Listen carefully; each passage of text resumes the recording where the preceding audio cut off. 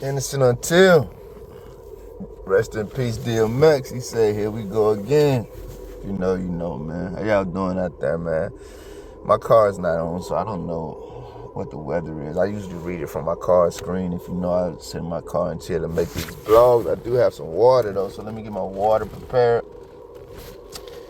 I have a lot to say, and I'm not going to get to it all because I didn't take any notes, man, and so I'm not even going to remember it all while I'm making this video. But Xana'S mom is talking. I'm pretty sure all of you have seen it by now. I'm just getting hip to it myself, and I have a lot of emotion, man, myself when I think about making this video and I read, the text that everybody is saying that this is her, right? You know me, man. You know I'm gonna say I wasn't there. I didn't see her type these messages. The vibe I get reading these messages and hearing what people are saying about them, seeing what people are saying about them, I believe it's her too. But I have to put it out there and take into account that this could not be her. This could be, a fabricated account, a fake account somebody made up speaking on Xana'S mom's behalf. I'm gonna tell you guys something, man. I don't like being personal because people don't care, and I'm a Christian. There's text in the Bible that says don't cast your pearls before swine, but people don't care, and then they just want to be nosy, you know what I mean? And so for me, I'm a very private person. I just keep my things to myself. But I've gone through tragedy in life, man, that I know what it feels like to be certain people in this situation. You know what I mean? I know what it feels like to have to navigate that. I know what it feels like from all the outside opinions and judgments and assessments, and to be questioned and ridiculed and supported and encouraged. I know what all of that feels like. I know what it feels like to say, hey man, you're dealing with it your way, she's dealing with it her way, he's dealing with it his way. Nobody is wrong. Everybody's trying to get through horrible tragedy the best way that they can. So I want to put that out there, man. And frankly, I don't think many of us don't know what that feels like, right? A lot of us might not know what it feels like to lose a child. A lot of us might not know what it feels like to lose a child, to murder, in a horrific fashion. A lot of us might not know what it feels like to lose a child in a horrific fashion and to not have answers immediately, right? There are so many layers of context here that I just want to be cognizant of and tell you guys that whether you're familiar with them or not, because I'm sure some of you who hear my voice may be, I'm familiar with a lot of the context in these murders in Idaho, man. So, I have some emotions about those things, man, and I have feelings about the emotions that even I have about them. And I'm going to share some of them, but I just said all of that to say, don't think that I'm being callous here, and I'm not considering the fact that these parents, and not just parents, everyone who love these individuals are dealing with a very tough situation right now. So I wanted to get that out of the way, man. That's always first and foremost in my mind. That's another reason that I get aggravated when I see all the arguing and negative bantering back and forth online about this case and these cases, man. I just expect more from us because all of us act like we're in it and involved because we care. But then it's like, I don't see that. I just see, hey man, let me argue my point. Let me say this person is guilty. Let me say this person is guilty. And I don't see, maybe I'm just blind because I am new here and I am a little reserved. I don't be around all the time. Maybe I'm just missing it, that there is compassion for the victims and the surviving loved ones there, and I'm not seeing it. But I'm going to be honest with you, man. I see just a lot of arguing, and I can't get mad at it, I guess, right? Some people like to do that. That's what y'all do. And I sit back and I watch you, and I don't want to seem overly judgmental, but I'm just remembering the people who say they actually care about who's involved in these cases. And I just see a lot of, like, I'm going to keep using the same word, childish back and forth. It's going nowhere. No matter how many speculations people come up with, no matter how many videos your favorite YouTuber creates, your favorite Reddit thread, wherever you get your information from, what are the chances, and they exist, but what are the chances that a citizen is going to come to us with the breakthrough in this case? A citizen not actually involved in the case, right?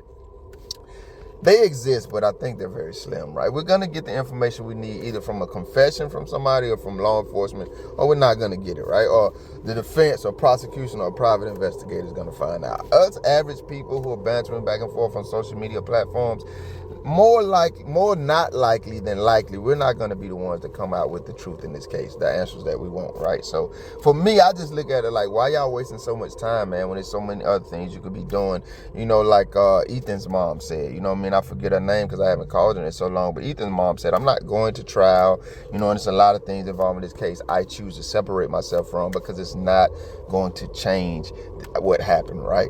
It's not going to bring my son back. And so I told y'all when I read that, that's what made me a fan of that family, their take on the situation, just because I resonate with that. I don't linger on things that I can do nothing about. That's why I keep telling y'all I'm not a rabbit hole type of person. So it does bug my nerves, but I realize everybody has a right to be who they are. So if people want to be online, going back and forth every day, arguing with everybody who will engage with them in an argument, hey man, you're grown. That's your life to live. I wouldn't be me if I didn't tell you I think that's a little immature and you can invest your time more wisely. So sips of water.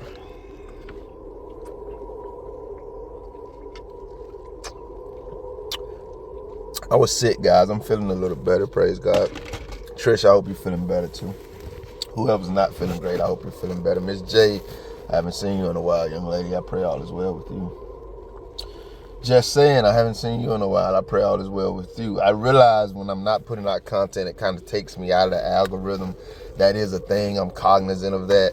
But once again, I have to be me. I can't just pump out videos, guys, because the content is available.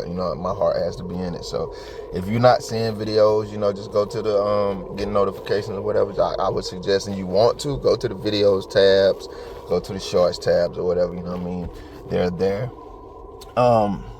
Cara, I'm probably just going to call her Miss C. So you're going to hear me try to pronounce her name, Cara, but then I'm going to call her Miss C just in case I'm not pronouncing it right, and I don't want to be disrespectful. Number one, I have to ask this question. Are you a mom, young lady? Because part of your statement, if this is you and we're reading these messages, part of your statement is like how it feels to be a mom in this situation. That was your child. And, for those of us who are parents and we love our people, our children, and even if you just have loved ones in your life, you know what it feels like to love someone. But I talk about this a lot, guys. If y'all follow me, man, I would give you my personal Facebook page. You'll hear me open up more about this stuff, but I'm not going to accept your friend requests. I don't accept. It's no knock to you, but I'm a very relational person, so I only build on my personal platforms with people that I have real relations with. But if you did follow me over there, you would see that's what I talk about a lot. Hey, man, love the people that you say you love. And it coincides with what I always say here. This guy's about to come with this loud-ass car, so I'm going to stop for a minute and let him do his thing.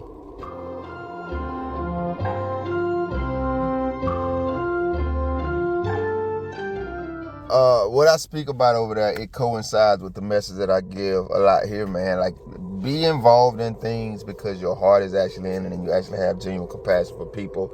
Not all of these ulterior motives, man. So when I say this, I know the average mind is just going to give you the benefit of the doubt that you're a mom.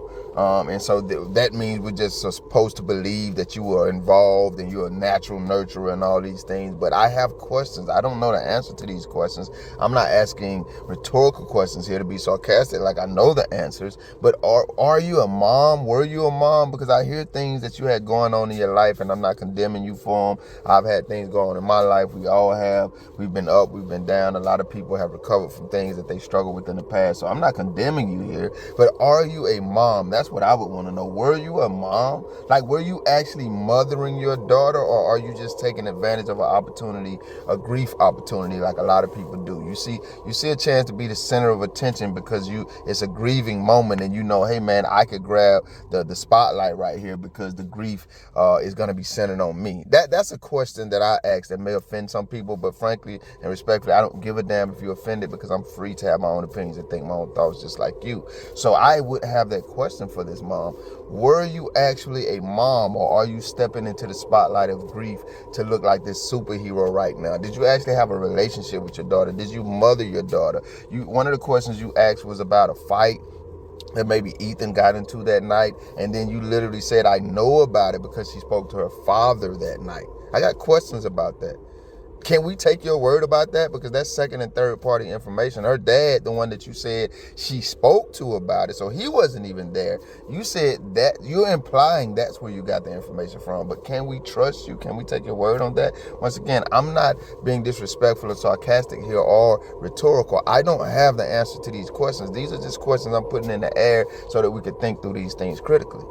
She doesn't get a pass that everything she says out of her mouth we just believe and automatically feel sympathetic to because of who she is in a situation. Like, does she even deserve to get that kind of sympathy? And I'm not saying she doesn't. If she was a horrible mom, I would still say, well, maybe losing her child like that is the moment that she had the epiphany that I need to wake up and be a real mother. Even though my child isn't here for me anymore, she's still a mother, and she can be that in this moment and going forth, right? So, that's something I think about. Was she actually a mother to Xana, or is she just seizing the moment, right?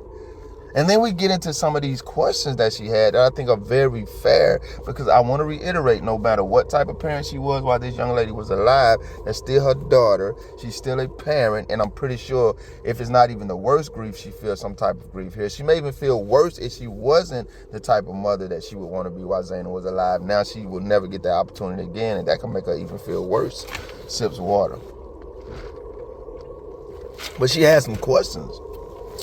She wants to know why certain people aren't talking. Namely, BK's professor, Bryan's professor, and anyone who, was with those girls in their presence that night. She wants to know why they aren't speaking.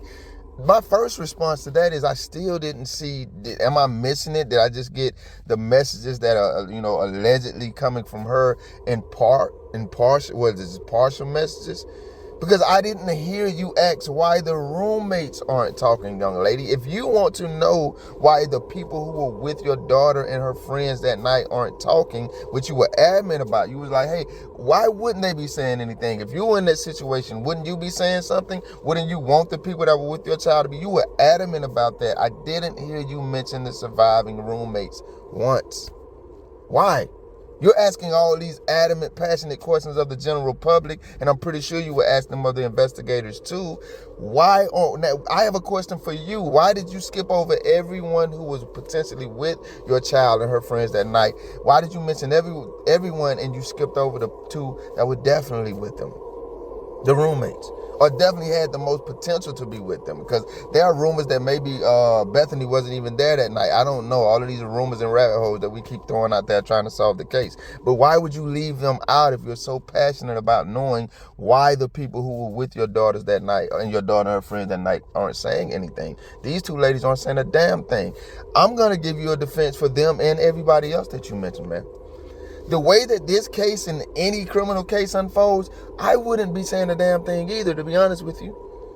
And this one even more so, because there's so much seeming corruption and so much seeming, conspiracy behind this case. I would be scared to say a damn thing, because the next thing I know, my name might get involved in it some way. We're not talking to anybody. Talk to my attorney, and a lot of times people look at that and say, well, that means you're guilty because you're talking to an attorney. No. Sometimes it means you want somebody qualified to handle the shenanigans that law enforcement officers in our justice system will bring your way. We've seen it time and time again. These people are not infallibly believable or just. They're not.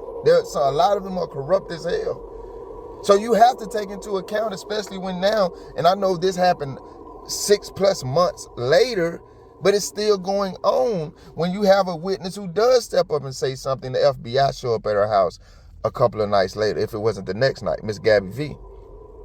So while I understand your question, why aren't these people saying anything, young lady? Number one, it could be very possible that they have spoken, like people giving excuses for the two surviving roommates. Hey, they spoke to the police, and so they can't say anything further because the gag order is in place. And I'm almost certain, y'all correct me if I'm wrong, if these people are potential witnesses or they have anything to say about this case, they very well may fall under that gag order too, Miss C. So maybe they have spoken to the investigators and they can't say anything further. It doesn't make your question invalid or wrong, but it does present a possible understandable answer for that question, young lady. Why aren't they saying anything? But I'm still going to refer back to my question, to your question. Why would you want everybody, why would you mention everybody who was potentially with your daughter and her friends that night to speak up, but not mention the two roommates? To me, that's questionable on your behalf. Do you know something we don't know that erases all of the obvious guilt pointing their way or involvement pointing their way? Because I'm still not personally saying that they're involved. I'm saying they're suspicious as hell. And just like my first video, the best suspects were always the roommates. So do you know something that we don't know that's exonerating these young ladies in your mind? And if not, if you do, why aren't you telling us? Do you know things that you aren't telling us?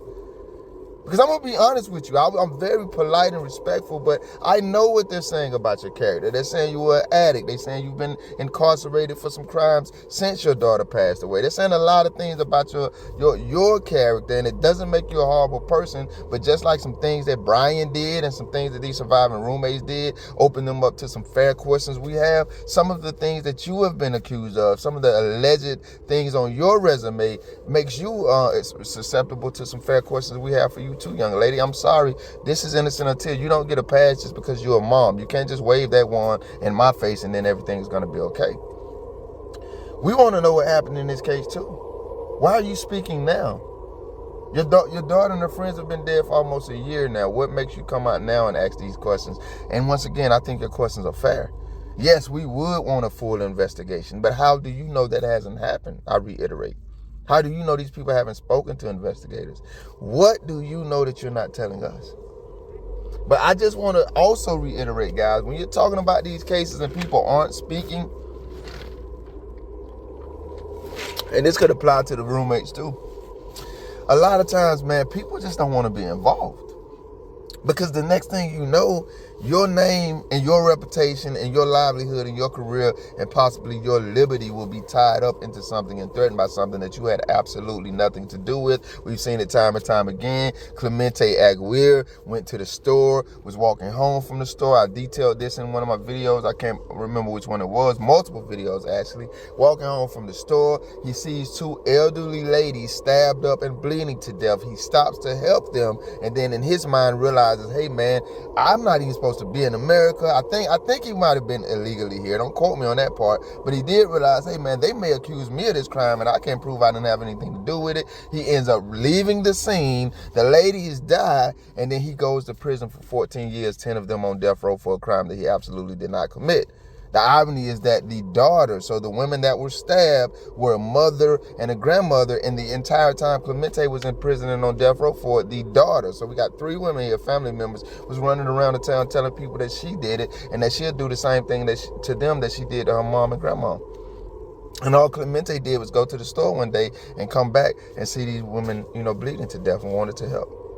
So, I mean, I'm just saying that to keep in mind that there are reasons that people don't get involved in these cases. And I'm not even saying that they're right about it. I'm not even saying that their decision to not be involved is justified. I'm just saying that it doesn't always mean that there's something derelict going on, that there's something evil going on, that they have something to do with the situation that they don't want found out. Sometimes they just don't want to be tied to it. And unfortunately, with our justice system, and it is the best one we have, sometimes you just feel like you have to protect yourself. Or you may want to get involved, and you may want to get involved with a lawyer by your side first.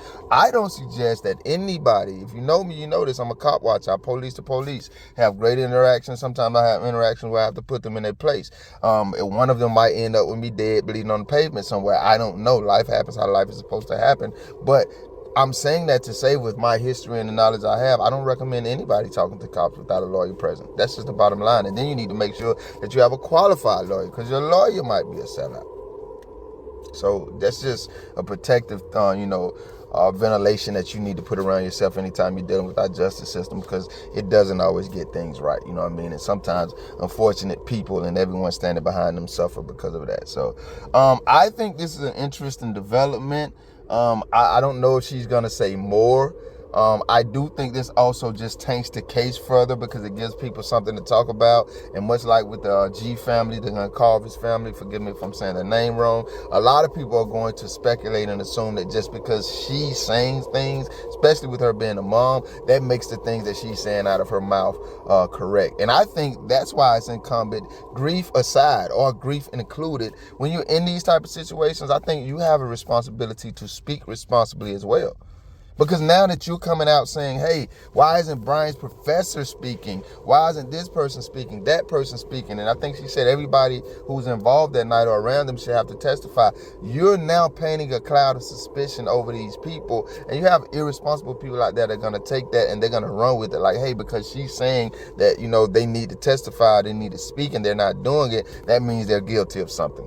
So I think you have a responsibility, and all grieving parties have a responsibility to say, yes, we're hurting, we're burdened by the fact that we're not getting the answers that we wanted, but when we ask these questions, we're not asking them because we know that this certain person is guilty, him or her or them. We're asking, I'm not the pronoun when I say them, I'm just saying that whether it's a male or female or a group of people, I'm not with the pronoun stuff, respect to whoever is, I'm not. But I think you have a responsibility to say we're asking these questions because we don't have the answers, not because we have any evidence whatsoever or reason to believe that they're actually involved. You know what I mean?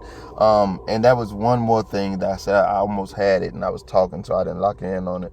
Let me see if I could remember it real quick. I don't know. There was one more thing, and maybe while I'm editing, I'll remember and throw it on the end of the video. I just think at the end of the day, this is a hurtful process. They have their right to grieve. They have their right to come out publicly or privately and express their frustrations, ask their questions, express their concerns. I just think that needs to be done responsibly because their words hold weight. You know what I mean? And like I said, again, a lot of people are going to run with them. And then you start to believe that people who may have absolutely nothing to do with the case may actually be involved. Other than that, guys, that's all I have. What are your thoughts about Xana'S mom coming out, sharing her piece now? She did reference Xana'S father. She said Xana'S father, Xana spoke with her father that night and, said that Ethan had a small scuffle, insignificant scuffle with someone. And she did say in that part, this is what I mean, the type of things that you need to color your questions and your concerns with these type of statements that she did make. That I'm not saying the scuffle had anything to do with what later happened, the tragedy, but we do know that happened. What I want to color that with, guys, is what I said earlier. She's saying she knows this because she knows Xana had a conversation with her father, who, to my knowledge, we've heard nothing from, you know what I mean, or not much. I think maybe in that book, the guy y'all were talking about, this guy referenced her father or something. None of this has been, given as conclusive evidence to me, so I don't know. But to my knowledge, we've heard nothing from Xana's father, but now we're being told by someone representing themselves as Xana's mom that Xana spoke with her father that night, and the implication is that she mentioned, why am I forgetting his name? That's crazy as hell. Ethan having a scuffle with someone. And so all of these things, man, could be involved, guys, but all of them could just be totally separate incidents that had nothing to do with nothing, and I think we need to keep that in mind.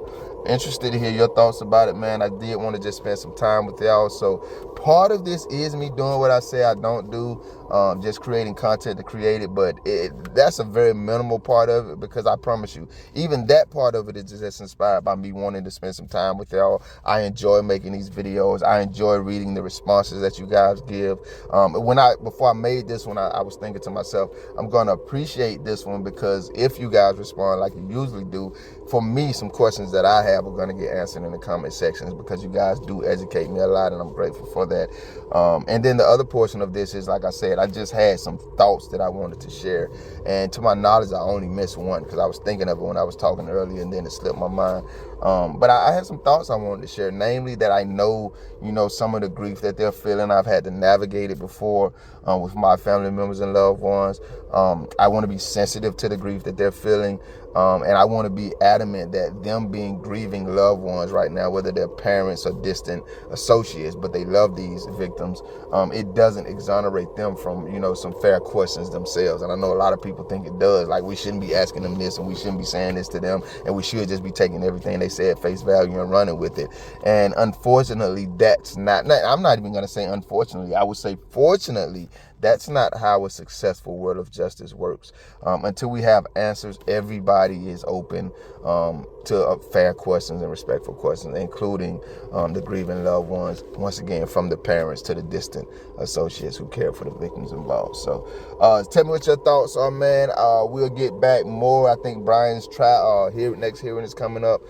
Will that be next week? This is the 16th, so it probably won't be next week. Maybe the week after that. I haven't looked at the date that falls on. on the day. I think it falls on the 26th, but I haven't looked at the day of the week that falls on. But just guessing real quick, I think that won't be next week. I think that will be the following week, because next week will be like the 23rd. No, that will be next week. So it'll be the 23rd. So that'll be like Wednesday or Thursday. You know what I mean? Without me thinking too hard on it right now. Before the 23rd time, man, tell me what your thoughts are on the matter. I pray you guys are being safe out there and all is well with you. My prayers are with you, innocent too. Told you I forgot something. It didn't take long. She's raising questions. I have to give this lady credit that she's not. I don't think she's being overly emotional. I speak slow because I want to, I want to reiterate, and I'm adamant about the fact that, hey, we have questions for you too. And I know that there's this demographic, this world of people that think, once again, the victims and their families, the victims, families, and loved ones shouldn't be questioned, but I just don't see it like that. But I got to give her credit. I don't think she's being overly emotional. I do think she's being sound and reasonable. And one of the ways that she did that was she did mention, what if Bryan is innocent? So now you have a victim, a family member, a close family member of one of the victims questioning whether or not Bryan did it at all. I would think, with respect to the victims and what's going on in this case, that Ann Taylor, if that is actually Xana'S mom, which I can't confirm, but I'm thinking it possibly and probably is, Ann Taylor is loving to see that. Now, legally, what bearing that has on the case, I don't know. We've seen crimes with parents and loved ones say, my people didn't do this, and the police have the evidence that they absolutely did. So, but I don't think that's a small thing for one of the victims' parents to be standing up saying, hey man, maybe he didn't do this, or maybe he didn't do it alone, and she gave several other possibilities in that, namely one of them being the fact that maybe he didn't even do this at all. So that's the only thing I forgot. Praise God, I got everything in this video, man, because I